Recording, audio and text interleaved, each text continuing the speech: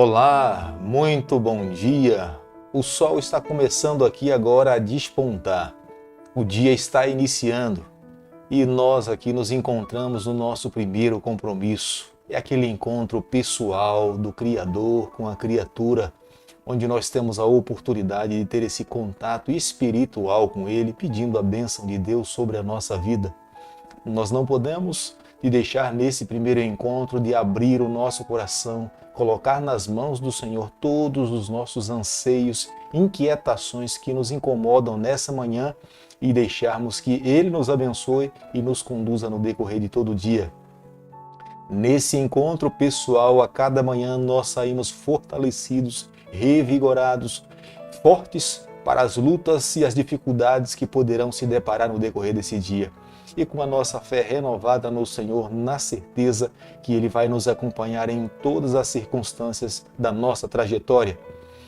Para esse momento, quero deixar com você nesse instante a palavra de Deus, o livro de Salmo, capítulo 85, verso 7, onde a palavra de Deus diz o seguinte: Mostra-nos, Senhor, a Tua misericórdia e concede-nos a Tua salvação. Salmo, capítulo 87, o verso 5. Nessa manhã, nós clamamos a Deus pela sua misericórdia. A palavra mesmo nos diz a cada dia que as misericórdias de Deus se renovam sobre a nossa vida a cada manhã. E queremos ter a certeza sempre da esperança da salvação em Jesus Cristo. Nesse canal aqui você encontra um capítulo da palavra de Deus a cada dia. E nessa manhã nós iremos abrir a Bíblia no livro de Deuteronômio, capítulo 17, o verso 1. Não sacrificarás ao Senhor teu Deus novilho ou ovelha que haja imperfeição ou algum defeito grave, pois é abominação ao Senhor teu Deus. E jamais se esqueça que a justiça de Deus ela é extremamente maior do que a justiça que existe sobre a face dessa terra. É a razão pela qual a cada dia nós precisamos nos voltar para o Senhor, nos colocarmos nas suas mãos e suplicarmos que nós possamos a cada dia sermos abençoados por Ele. Deus, Ele é o Criador, Ele é o legislador de todas as leis. As suas orientações vão muito além das orientações que nós encontramos aqui nesse mundo. O capítulo 16, que é o capítulo em estudo nessa manhã, se refere aos animais que eram oferecidos para Deus. Para Deus, nós só podemos oferecer o que nós temos que melhor. É presunçoso oferecer para Deus alguma coisa que custou muito barato ou não tenha tido nenhum valor. Para Deus sempre tem que ser o melhor. Os animais que eram oferecidos no santuário, alguém que levava como sendo a sua oferta, apontava para Jesus Cristo, apontava para a morte de Cristo na cruz do Calvário. O seu sangue derramado sobre o altar representava e apontava para o futuro, o Cordeiro de Deus morrendo na cruz para nos redimir dos nossos pecados. Portanto, todos os animais que eram oferecidos no santuário havia realmente um significado, uma representatividade e apontava para o futuro a morte de Jesus Cristo. Eis a razão deles serem perfeitos. Porque o sacrifício de Cristo, de fato, pagou o preço dos nossos pecados na cruz do Calvário. Somente Ele é perfeito em todas as áreas da sua vida. Portanto, todos os animais deveriam também serem perfeitos, porque apontavam e representavam a pessoa de Jesus Cristo. Somente o melhor deve ser colocado diante de Deus. Oferecer para Deus algo que não seja o melhor é desonrar o nome do Senhor. O capítulo 17 do livro de Deuteronômio, do verso 2 ao verso 7, as orientações que foram dadas por Moisés, Deus permitiu e pediu para que Moisés pudesse orientar o seu povo, era com respeito à adoração dos astros celestes. Deus não queria que o seu povo adorasse o sol, porque o sol foi algo criado por Deus, mas os povos semíticos que viviam naquele período ao redor da nação de Israel, eles adoravam o sol, adoravam as estrelas, a lua e as outras constelações que estavam no céu. Mas nesse momento Deus estava sendo específico que eles não poderiam seguir as mesmas práticas dos outros povos que estavam ao redor do seu povo. Adorar aos astros celestiais aborrecia o Senhor. E Deus queria que, de fato, quem se curvasse diante destes astros pagasse com a sua própria vida. Deus decretou pena de morte para toda pessoa que desobedecesse às suas ordens.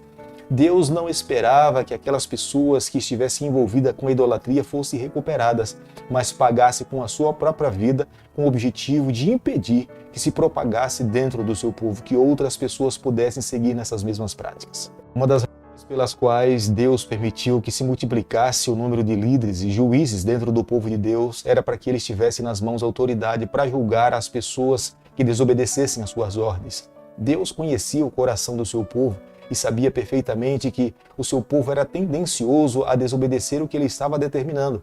Por isso que ele também pediu que se multiplicasse o número de líderes para que eles pudessem dar atenção, pastorear, cuidar do seu povo para que vivesse uma vida de obediência aos seus ensinamentos. Deuteronômio capítulo 17, o verso 6, há uma preocupação no coração de Moisés, em que surgisse falsas testemunhas para poder declarar que alguém estava vivendo uma prática da idolatria. E só se poderia acusar alguém com 2 ou 3 testemunhas. Não poderia apenas uma única pessoa acusar uma outra dizendo que ela estava envolvida com práticas de idolatria. Mas o próprio fato de alguém levantar um falso testemunho contra alguém, ele incorria no risco de também ser apedrejado. Tanto aquele que estava envolvido na prática da idolatria perdia a sua vida, como aquele também que, se por algum momento acusasse falsamente alguém de seguir as práticas da idolatria, poderia ser apedrejado também. Deuteronômio capítulo 17, o verso 7. Quando alguém que era testemunha de um caso de idolatria, ele que estava convicto que a pessoa que estava envolvida na idolatria fosse então condenada, ele deveria ser o primeiro a jogar a primeira pedra. Se ele não tivesse coragem ou disposição para atirar a primeira pedra, era uma prova clara que era uma pessoa que tinha levantado um falso testemunho. Portanto, se ele acusasse alguém, ele teria que ter nas mãos a primeira pedra para poder atirar contra aquele que ele estava acusando. Era dessa forma que acontecia a justiça dentro da nação de Israel.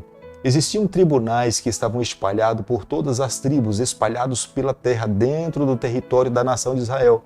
Mas havia um tribunal superior que ficava dentro do santuário terrestre. Era dali que, de fato, os casos mais difíceis eram julgados. O próprio Deus poderia ser consultado para dar o veredito final. Esses tribunais regionais, eles julgavam casos de homicídios. E nesses julgamentos se dava o veredito se a morte tinha sido premeditada ou tinha sido acidental. Deuteronômio, capítulo 17, o verso 13, havia um objetivo pelo qual Deus pedia que fosse dessa forma. Deus queria que a autoridade fosse estabelecida. Deus queria que todas as pessoas entendessem que não era permitido fazer o que bem quisesse, mas deveriam se submeter à autoridade superior. Eles deveriam respeitar a vida de um outro ser humano. Deus queria que cada pessoa pudesse ter um cuidado de si mesmo, mas também pudesse respeitar ao seu próximo. Vivendo dessa forma, haveria justiça dentro da nação de Israel.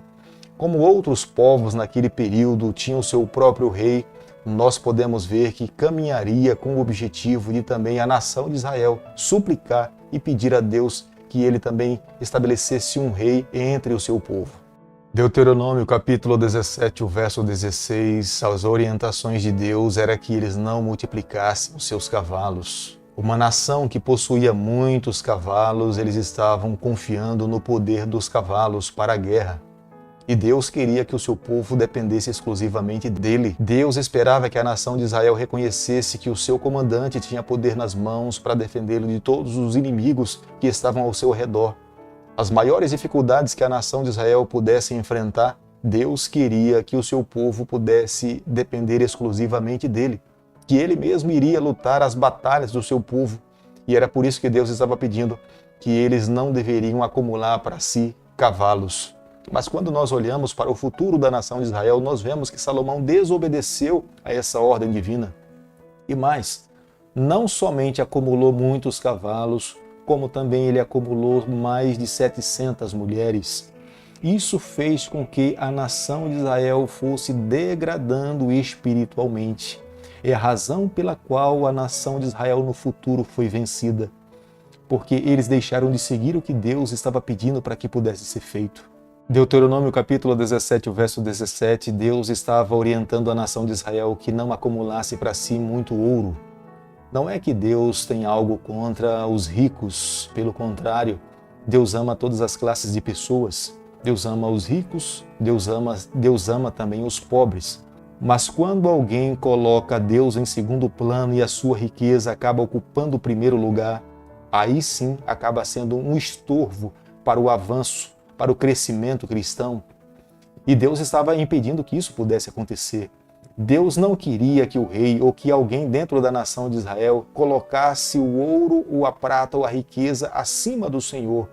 E Deus então estava pedindo que eles não acumulassem muito ouro e que pudesse viver uma vida igualitária com todas as classes dentro da nação de Israel, ajudando aqueles que eram mais necessitados. Deuteronômio capítulo 17, o verso 18, Deus estava pedindo para que a nação de Israel escrevesse para si um translado. Eles deveriam ter uma cópia de todas aquelas orientações. Cada israelita deveria ter dentro da sua casa uma cópia da palavra de Deus. Veja que naquele período Deus já queria que o seu povo se levantasse pela manhã ou no decorrer do dia dedicasse um tempo para estudar a palavra de Deus. A fé vem pelo ouvir, e o ouvir a palavra do Senhor. As gerações futuras só poderiam de fato confiar e crer no que tinha acontecido no passado se ele estivesse nas mãos ou se os seus pais ou os patriarcas relembrassem e comunicassem a eles como é que o Deus de Abraão, o Deus de Jacó, os livrou com mão poderosa. Por isso que Deus estava pedindo que a palavra de Deus fosse escrita para que cada israelita tivesse na sua casa, e os líderes deveriam também ter uma cópia para que pudesse estudar e meditar no que de fato Deus tinha realizado pelo seu povo. Deuteronômio capítulo 17, o verso 20, as orientações finais do capítulo são para o monarca, para o rei. Ele não poderia se colocar acima das leis de Deus. Ele deveria de fato ensinar ao povo o que Deus estava pedindo, mas ele também não poderia menosprezar a palavra do Senhor. Deus queria estar no seu devido lugar. O rei, o juiz, o monarca tinha nas mãos uma responsabilidade de representar o Senhor aqui nessa terra. Ele, de fato, deveria ser um representante de Deus, comunicar as verdades do Senhor. Ele sim tinha a responsabilidade de liderar, mas, acima de tudo, ele deveria ensinar o povo o caminho da salvação, o que Deus esperava que eles pudessem fazer. Por isso que Deus estava pedindo que ele deveria ser fidedigno a tudo aquilo que Deus queria que o seu povo pudesse obedecer. Meu amigo, nessa manhã, ao nós concluirmos o capítulo 17 do livro de Deuteronômio, nós chegamos à seguinte conclusão: somente alguém que esteja verdadeiramente convertido pode viver de acordo com o que o Senhor sonha para que nós possamos viver. O monarca deveria ser o representante de Deus, mas a nação de Israel também deveria ter a obrigação de viver uma vida de fidelidade a Deus, amar a palavra do Senhor, respeitar o que Deus estava dizendo e testemunhar para outros povos quem era o Deus de Abraão, quem era o Deus de Jacó. Em nenhum momento Deus impediu que o seu povo pudesse viver uma vida abastarda, de ter riqueza, mas Deus queria também que aquelas pessoas que tivessem um poder maior nas mãos pudessem ajudar aqueles que eram necessitados dentro da sociedade da nação de Israel. Expressar condolências, amor para com aqueles que eram mais fracos, isso era viver o verdadeiro cristianismo. E é o que Deus espera nos dias em que nós estamos vivendo. Não há uma responsabilidade maior para o povo de Deus nos dias em que nós nos encontramos do que viver todas essas verdades que Deus pede para que nós possamos viver. Não há uma forma de expressarmos o verdadeiro cristianismo, não é apenas pregar, mas é de fato viver o Evangelho. Por isso que nessa manhã a única coisa que nós temos que fazer é viver uma vida de dependência do Senhor. Não deixarmos a palavra de Deus ficar empoeirada em nenhum momento. Ela precisa ser o nosso livro de cabeceira, ela precisa estar ao nosso lado a cada instante. Sendo alimentados da palavra do Senhor, o povo de Deus terá forças a cada dia para que possa vencer o adversário e viver uma vida feliz. Querido Pai, nas Tuas mãos nessa manhã nós nos colocamos. Reconhecemos a nossa necessidade de vivermos uma vida dependente de Ti. Por favor, nos aceita, nos perdoa, transforma, molda o nosso coração, mantém o nosso nome escrito no livro da vida. É o nosso pedido e a nossa oração, e nós fazemos em nome de Jesus. Que o Senhor te abençoe e te guarde. Que Ele faça resplandecer o seu rosto sobre você. Que Ele tenha misericórdia de você. Que sobre você, nessa manhã, Ele levante o seu rosto e conceda a sua paz em nome de Jesus. Amém.